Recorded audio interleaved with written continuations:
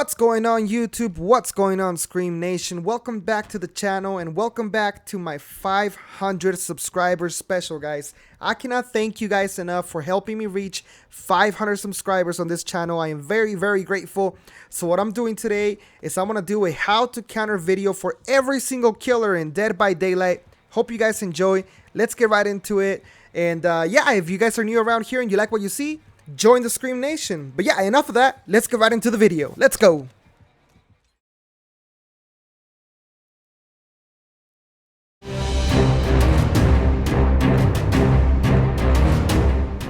The nurse, if played properly, is one of the best killers in the entire game. The nurse is not one of those killers that you can loop normally. You have to keep the nurse guessing, because if you do the same thing over and over again, she will predict your movements and just teleport to the area where you're going to be next. What you want to do is keep her guessing during loops. You want to be one step ahead of the nurse, and when you think she's going to teleport, double back in the same direction that you came from. But be very wary, because some nurses will know that you're doing that and they will pretend to teleport far away when they're actually going to teleport right next to you. The best thing to do is for her to lose sight of you. So loop her around tall objects so she doesn't know which way you're going and she can't predict your movements that easily.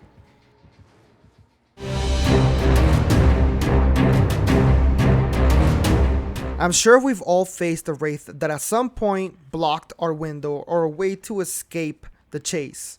And this can be very annoying, but remember guys, there are ways to counter the wraith. If you know where the wraith is, you can actually use your flashlight to uncloak him and stun him for a second. You can also use a pallet not only to stun him, but to uncloak the wraith as well.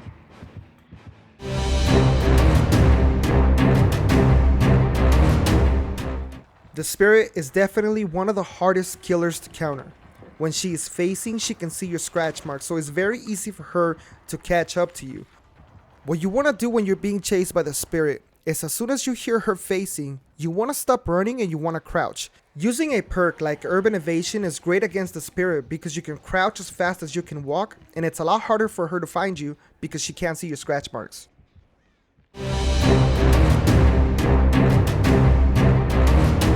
When you're playing against the trapper, the main thing and the only thing that should be important to you is to disarm his traps. If you disarm his traps, you will save not only yourself in the future, but also your teammates. If you know you're playing against the trapper, you might want to look down on the ground and not at the ceiling in the shack. I know it might look nice, but this is not the time, guys. You want to know where the traps are so that you don't accidentally step over them. Remember, if you take the trapper's one and only power, which are his traps, he becomes an M1 killer, and all you gotta do at that point is loop him.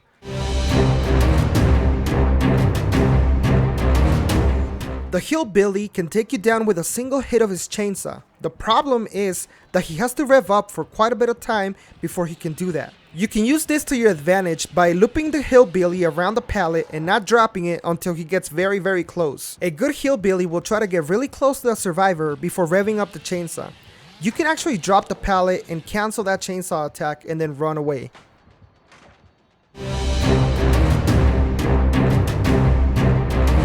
What makes the hag such a strong killer are her traps. But if you crouch over them, they do not activate. The only time they activate is when you are standing up or running around the trap. You can use the flashlight against the hag to remove her traps from the ground by pointing your beam at it for just a couple of seconds. Keep this in mind during chases, and if you are careful enough, you might be able to get rid of a trap that eventually will help you not get hit by the hag.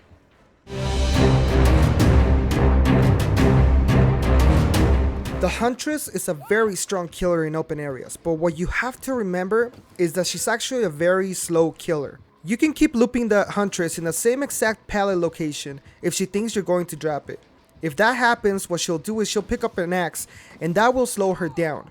The other thing you can do is loop her on the drop pallet, because she'll try to hit you with an axe. You can crouch behind small objects like small barriers to avoid an attack from an axe. Keep this in mind and you'll do just fine against the Huntress.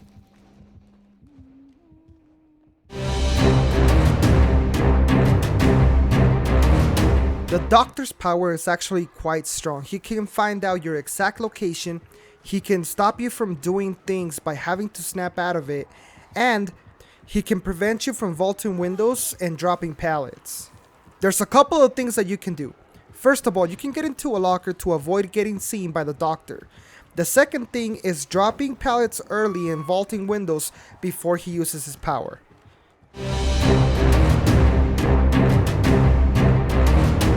Yes, Freddy Krueger, guys, is an OP killer, but please, just wake up. I'm telling you, when you wake up, Freddy loses his power. There's no more snares, there's no more fake pallets, and he becomes an M1 killer. That's the way to counter Freddy.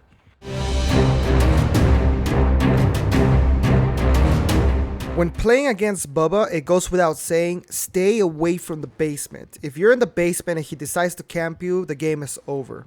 Because Leatherface can take you down with his chainsaw in a single hit, the best place to loop him is in an L-shaped wall. Here you can vault from window to window without getting hit by Leatherface's chainsaw. Hug the walls as much as you can so that Leatherface can mess up his chainsaw and hit the wall instead of you. Also, try and stay away from open areas because it's an easy hit for Leatherface. Using a perk like Sprint Burst or Lithe is very good against Bubba, so you can get away from the situation a lot faster. Usually, Leatherface will leave you alone if this is the case. Legion is very good at finding healthy survivors and hurting them.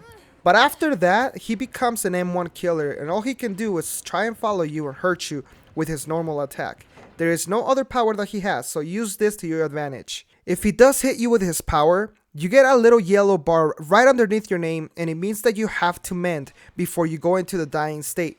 But remember this, guys, if you keep running, that bar does not go down at all.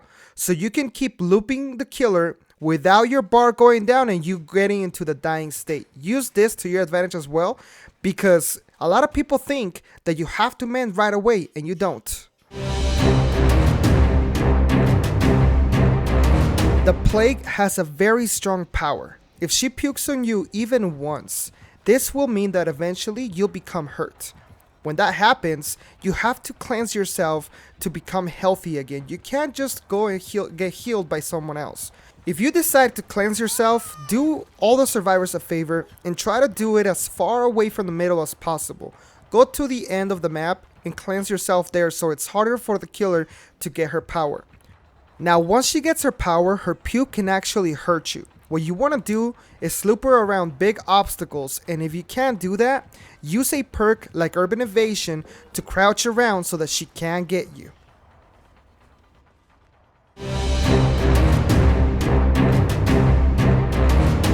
The Demogorgon has two attacks. One is his lunge, and the other is teleporting from one side of the map to another one using his portal. The first and the main thing you want to do is get rid of his portals. If you can do this, you can slow him down a lot and he can't teleport from one side of the map to another. And then of course, guys, beware of how much or how far his lunge can get. So if you can get to a window before he lunges, you might be just okay and get off at the right time.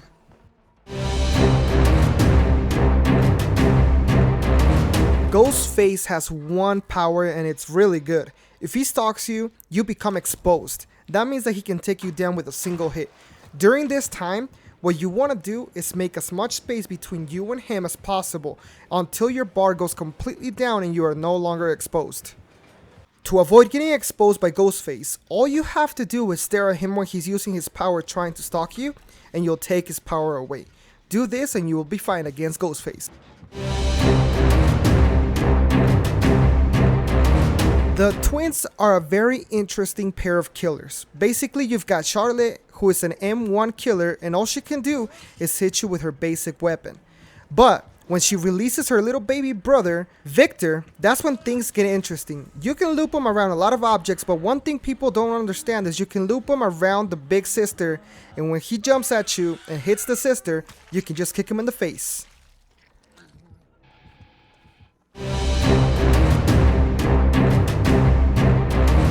The DEATHSLINGER is a very strong killer, but if you understand how his weapon works, you'll know how to evade him fairly quickly. To avoid getting shot by his weapon, zigzag left and right while looking behind you so you can keep him guessing which way you're gonna go.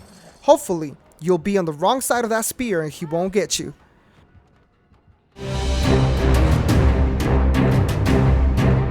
When Pyramid Head activates his power, he leaves a trail behind. If you step on it while you're walking, it's going to affect you and he can put you in a cage. But if you crouch over it, nothing happens to you. Do this to avoid being detected by Pyramid Head. When looping Pyramid Head, he will try and guess which direction you're going to go in. So instead of going in the same direction every time, keep him guessing by going left and right and maybe standing still when he cannot see you.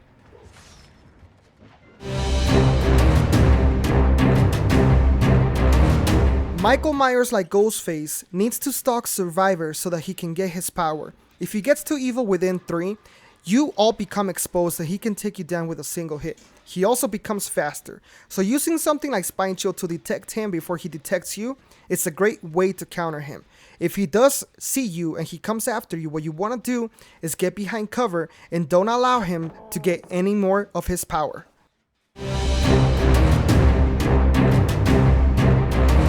The Oni is able to activate his power by picking up orbs the injured survivors leave on the ground. Keep this in mind, if you drop a pallet or if you vault a window, you leave more orbs for the killer to pick up. When the Oni gets his power, he has 2 options. He can either use his Demon Dash, which what you can do is use long walls to counter him because it's very strong against him and he can't turn as fast as you. If he tries to smack you down with his weapon, what you can do is if you're already close to him, get even closer and make him guess where you're going to go. His camera angle is very bad when he's in this condition and it's very easy to miss.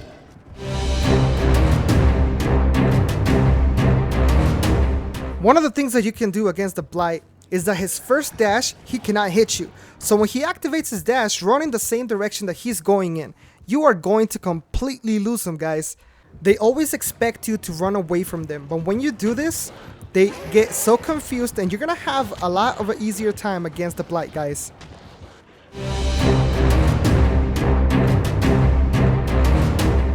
When people try to loop the clown, they get freaked out as soon as they see the purple gas.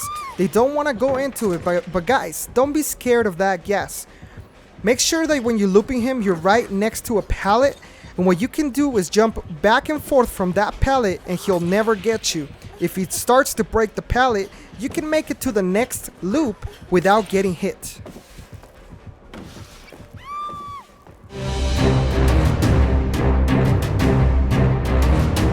The pig's first attack is that she can lunge and become stealthy when she's doing this. If you do hear her, try and jump a window and she won't be able to get you that way. Her most powerful attack is when she puts a trap on your head when you're in a dying state. If she does this, what you want to do is not finish any generators. If you finish a generator, the timer will start counting down your head trap. What you want to do is 99 the generators so that you can have everybody remove their traps before you start counting down on them. One thing to remember, guys, is if you don't know this, do not attempt to escape with the trap on your head.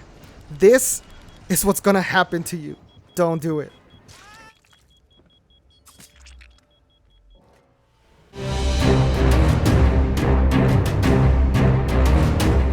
Okay, the Trickster.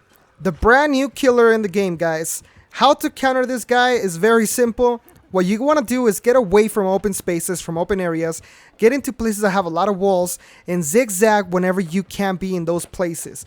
Try to get behind cover and don't let him hit you with his weapon. That's going to be the end of the video, guys. If you made it this far, please hit the like button for me. Subscribe to the channel if you're new around here, if you like what you see, and help us reach our next goal, which is 1 billion subscribers. That's going to be all for me. Thank you guys very much for helping me get to this goal, which is 500 subscribers. It's amazing, and I'm very grateful. Take care, have a great day, and I'll talk to you guys in the next one. Let's go.